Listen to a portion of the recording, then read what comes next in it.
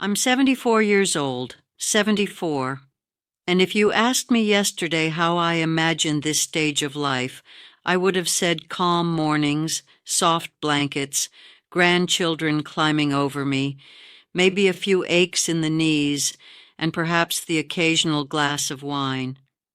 I would not have imagined this. Quiet nights spent staring at the ceiling, wondering why my body doesn't respond the way it used to, why the passion that once filled my life has faded into something softer, quieter, almost invisible. Life without sex after 60 is a truth no one talks about. And when I say no one, I mean your doctors won't mention it. Your friends will laugh awkwardly if it comes up. Your family assumes it's irrelevant. And even your own body will surprise you with changes you weren't prepared for. And so here I am, speaking to you, because I wish someone had told me what this would feel like before I reached this point in my life. I grew up in a small town in Pennsylvania. My parents were loving, practical people. My mother always said, "Don't wait for love to find you. Work hard, be kind, and it will show up when it's supposed to." And it did, eventually. I met Richard when I was 22. He was tall, charming, funny, and completely convinced I was the only woman in the world worth noticing. We married 3 years later, after a whirlwind courtship, and for decades our lives were a series of shared moments, raising children, celebrating birthdays, dealing with the illnesses and joys of life. Sex in those early years was effortless. It wasn't complicated. It wasn't weighed down by time or expectations. It was fire and connection, laughter and intimacy, a silent language we both spoke fluently. And I loved it. I loved him. I loved the way it felt to be wanted, to be seen, to feel desired. But life changes, bodies change. Desire isn't permanent, and after 60, it fades, sometimes slowly, sometimes abruptly, and no one tells you how that feels. I first noticed it when I was 61. Richard and I had been together for nearly 40 years. One evening, he tried to initiate, and I realized I didn't feel the same spark. Not because I didn't love him. Oh no, I loved him more than I can ever express. But because my body and my mind had shifted in ways I didn't recognize. My hormones had changed, my energy was lower, and my thoughts were consumed with worries. The bills, the health of our children, the aging of our parents. I felt guilty, ashamed even, for not feeling the way I thought I should. I tried to ignore it. I pretended, I smiled, I nodded, but pretending only lasted so long. Sex became a duty, a routine, a memory of what it used to be, and the emotional distance that grew behind it, that was the hardest part. It wasn't just the act itself I missed, it was the feeling of being wanted, of being desired, of being chosen in a way that isn't just about companionship. And here's a truth no one talks about. It's lonely. You can be married for decades and feel profoundly lonely because the intimacy that once bridged your connection has transformed. You still touch, you still hold hands, but the sparks aren't there. You still laugh together, still share meals, still exist in the same space, but the unspoken part, the magnetic pull of desire, is absent. And it's quiet, so quiet that most people forget it exists. I tried other things at first. I told myself I could be happy without it. I threw myself into my friends, my work, volunteering, my grandchildren. I went for long walks, baked pies, tended the garden, and those things brought comfort, yes. But there were nights, especially when the house was empty, when the ache returned, nights when I curled under the blankets and missed the warmth, the closeness, the fire that once existed between me and Richard. I remember one night vividly. I was alone in the kitchen, making tea, and the silence was so loud it pressed against my ears. I thought of my friend Margaret, who had divorced 5 years earlier and was exploring her life in ways I had never dared. I thought of Susan, who had been widowed and found herself dating again at 70, and I realized how little we talk about this stage of life, about women whose desire changes, whose bodies change, whose hearts remain capable of love even when the fire seems to have dimmed. We women get quiet about it, we hide it, we pretend it doesn't matter.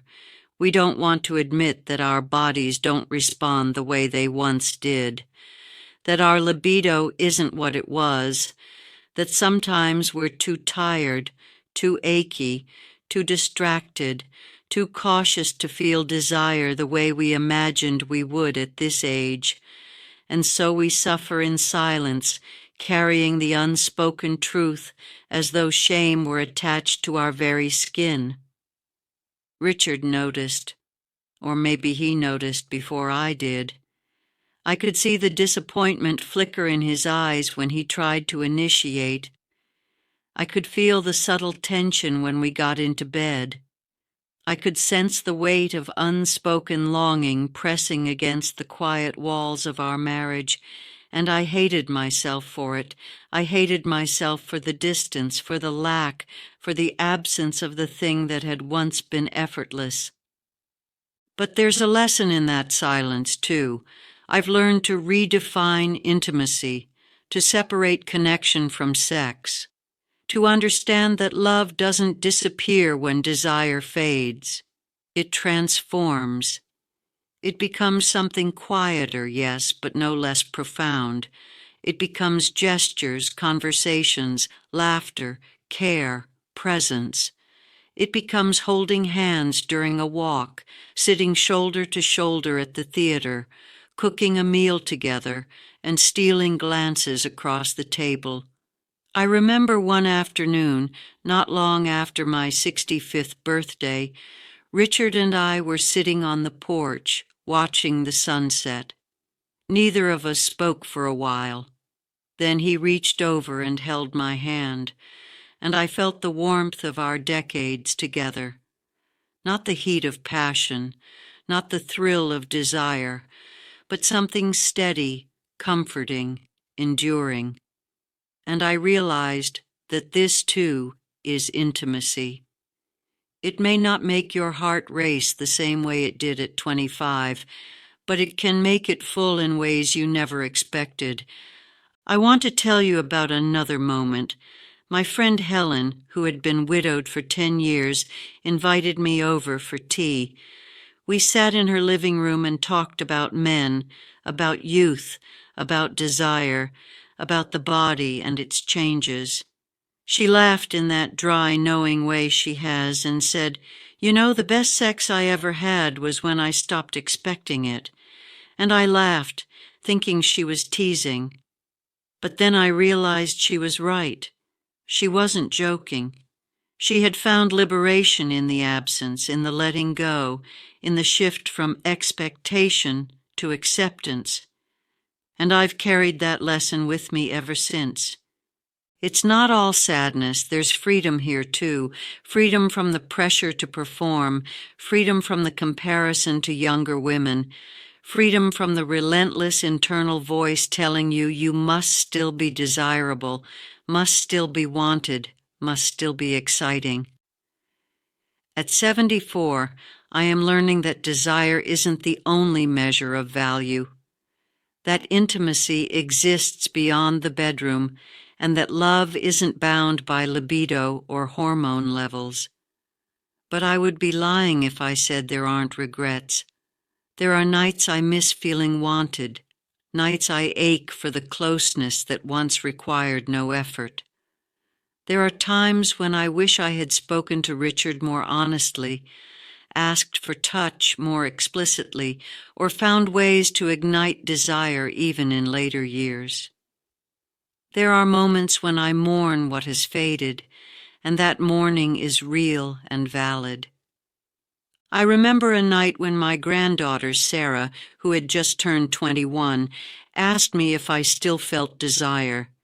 She asked it gently, but with curiosity, like a child asking about the world she's about to navigate. And I paused. I thought of the evenings I spent with Richard, the quiet transformation of our love, the absence, the presence, the longing, the acceptance. I said, "Yes, sometimes, but it's different now, and that's okay." And in her eyes I saw relief and understanding and a tiny spark of wonder. I want to tell you this plainly. Life without sex after 60 isn't a death sentence.